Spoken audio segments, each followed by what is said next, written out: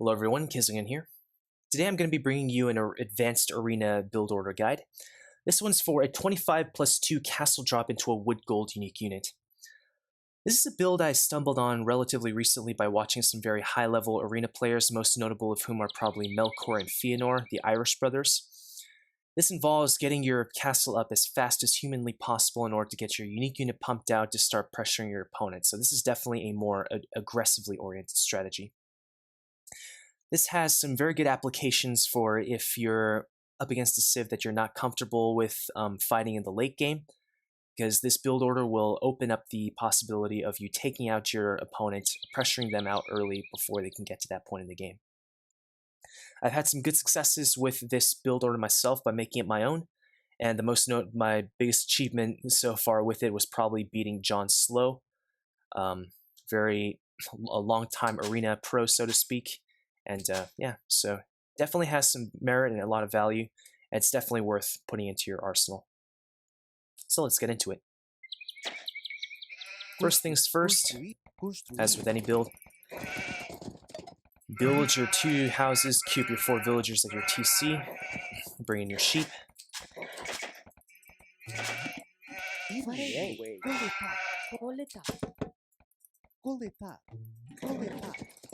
Just get to your sheep as quickly as possible. Any sheep that you won't be gathering from in the near future, you can just send to explore the inside of your base. And when things are a little bit slower, things are running a little bit slow throughout the game, you can delete your extraneous walls on the sides and on the back of your base. Keep an eye on your sheep. As soon as it runs out, have your villagers gather, click on the next one. So I'll be taking a quick pause here. This is where the build order will start to diverge compared to your standard build order like FCs and whatnot. You're used to gathering from wood, building a lumber camp on a wood line and actually taking wood there. But because this is such a tight build order, such a tight strategy, we need to power on as much food eco as we possibly can as early as we can. So in order to do that, we actually prioritize the forage bushes rather than the wood line. So we'll be going for a mill first rather than a lumber camp. We'll gather some wood from the straggler trees a little bit later on in Dark Age to save up for a lumber camp, but for the time being, we'll just be going for the mill. So there it is. Found 2 more sheep. Let's head inside.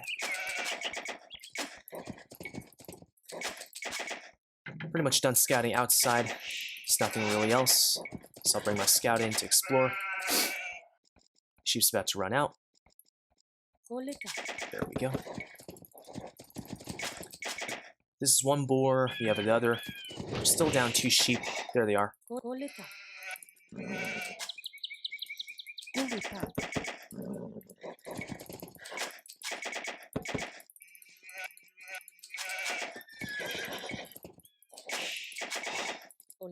The next villager we create will be going to get the boar.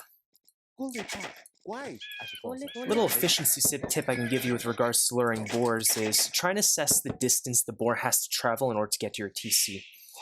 If it's more than, say, I don't know, 20 to 25-ish tiles, consider actually pulling off one of your shepherds off of your sheep to go lure right away, rather than waiting for the next villager to be created at the TC to do that instead. Just so you don't run the risk of the sheep running out way before your boar actually comes in.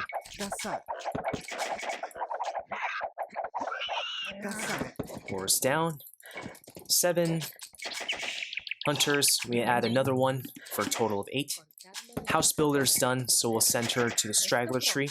We'll also add 3 more villagers to do that, to there as well.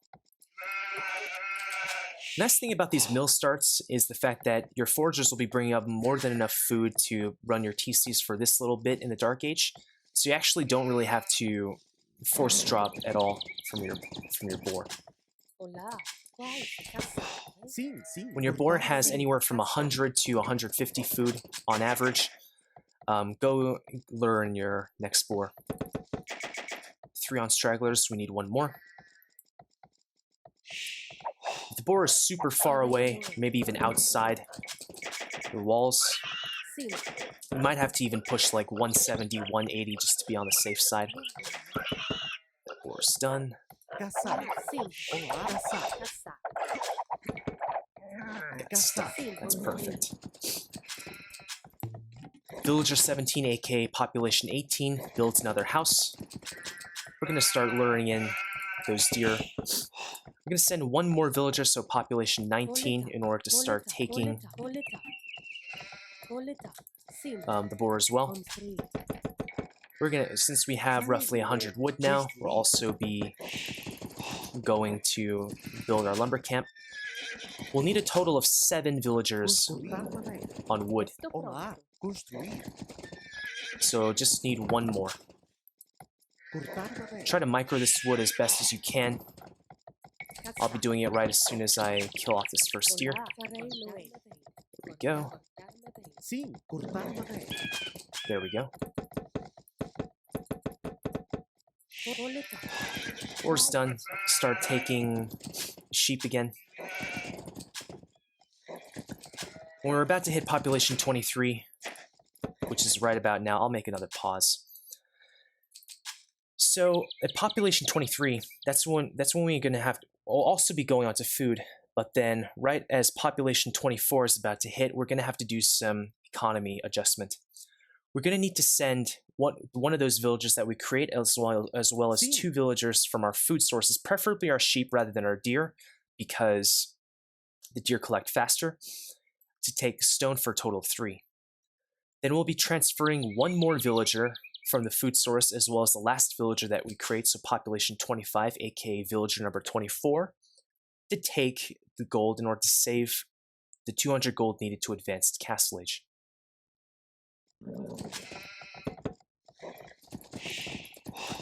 So we're at population 23 now. Let's transfer our 2 villagers.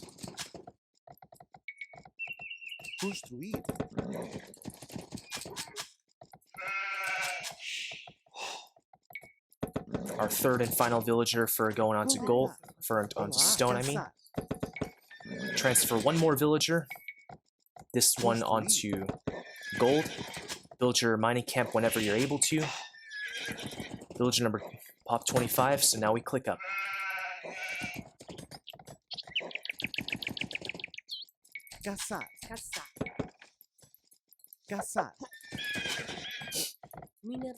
Build a house with one of your wood villagers, preferably, just so you don't get housed as soon as you hit feudal age.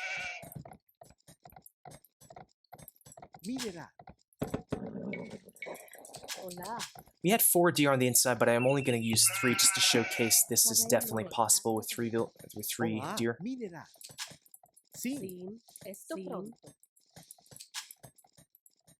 I'm going to move one of these foragers around so they don't run the risk of getting each other stuck. And you'll notice that we actually don't build any farms in this build. We're relying solely on our natural fruit sources. This is just so we can save up the wood necessary in order to build our upbuildings. The 2 villagers that we're going to make in the feudal age on the way, so while we're building, are both going to go to stone. So queue up our 2 villagers, build our upbuildings, mark it in the blacksmith.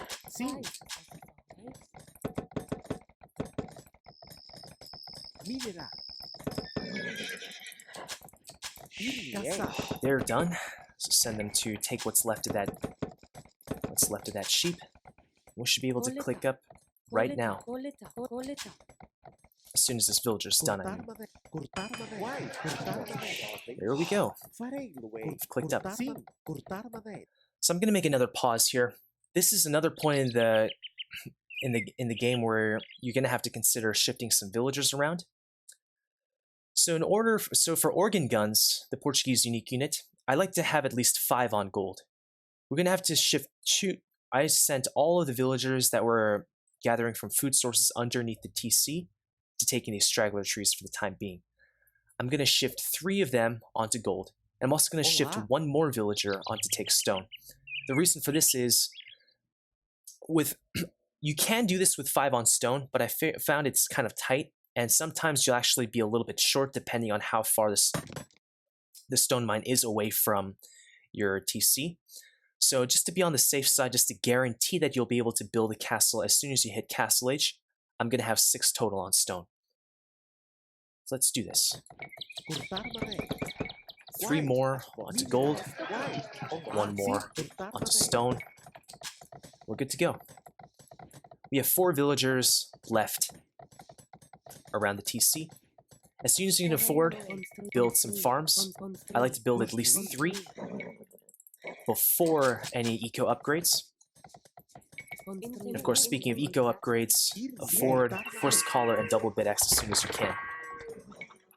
I actually like to prioritize First Collar here a little bit, just so, because my forage bushes will be expiring very, very soon. You need to make sure you have at least 6 farms up and running so you can maintain constant villager production at the TC.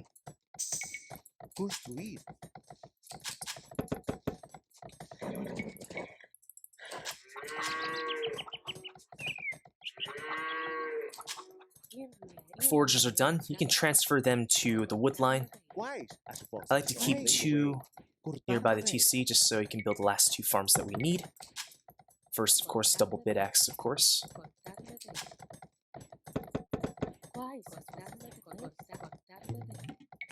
1 more farm.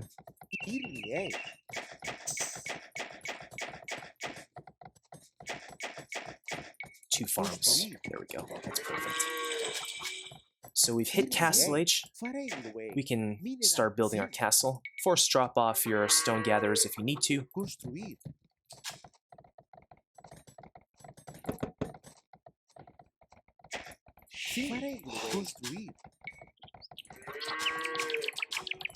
There are 6 farms running. I like to also send some more to gold at this point, because I like to make my unique unit alongside with some siege to push with. It's just nice to do.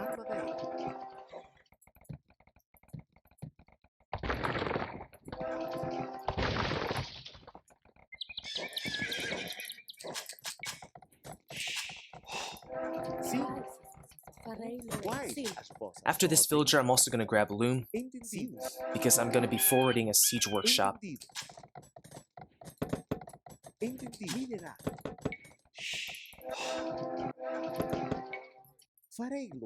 can send these villagers to wood, just to power on the wood eco. I said I'd be getting Loom. After this villager is fine. So I'm going to be forwarding a siege workshop in order to add a bit of pushing power. Organ guns do decent damage, but if you want to take down buildings efficiently, you still do need mangonels and rams.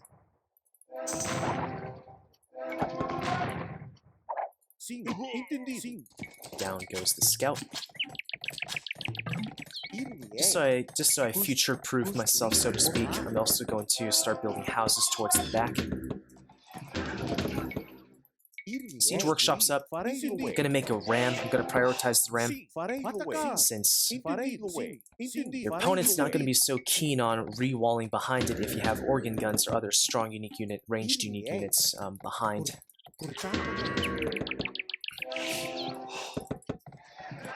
Use the market a little bit if you want to. Start pressuring the walls.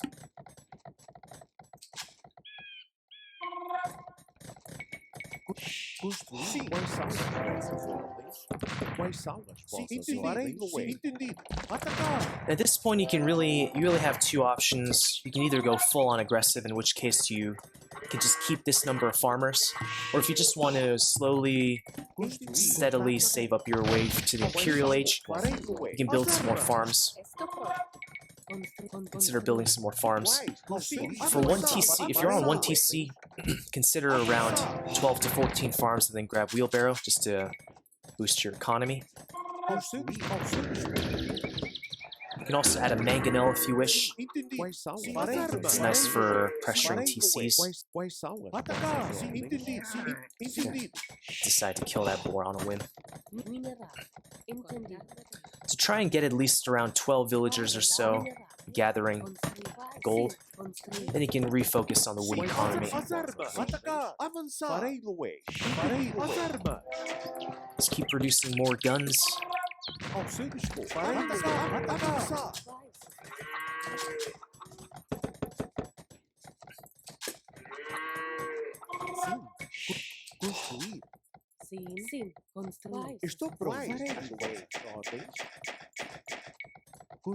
So with that, we'll have 12 farms.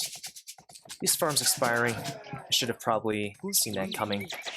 But no problem. I'll just purchase a little bit of wood to rebuild those. No big problem. You'll notice this wood line is getting pretty crowded. It's just the nature of all-in strategies like this. Later on, when you've kind of established most of your economy, you can build your next lumber camp if you want. Oh, I made the mangonel. Didn't bring it forward. Bad waypoint. This will be farm number 14, I believe, so I'll research wheelbarrow now. So passively, just work your way slowly but steadily towards getting to Imperial Age. Trying to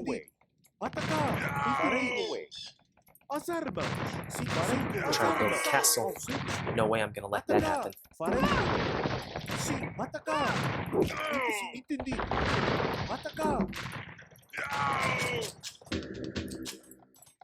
You can also consider using the market a little bit, buy a bit of food, sell a little bit of wood.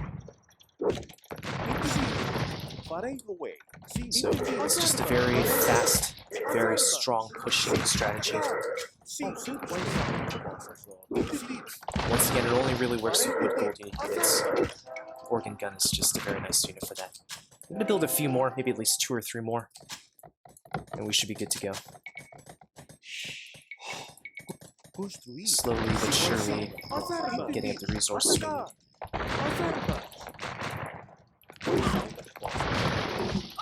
Turns out our AI opponent was actually Portuguese as well. Now their economy is stabilized a bit. Yeah, build that second lumber camp for that second wood line. We should be about ready to click up in the next 30 seconds or so.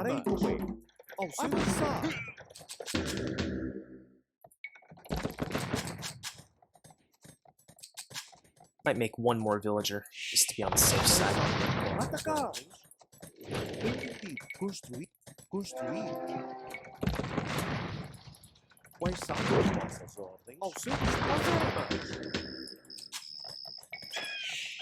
Don't be afraid to force drop off your resources if you need to.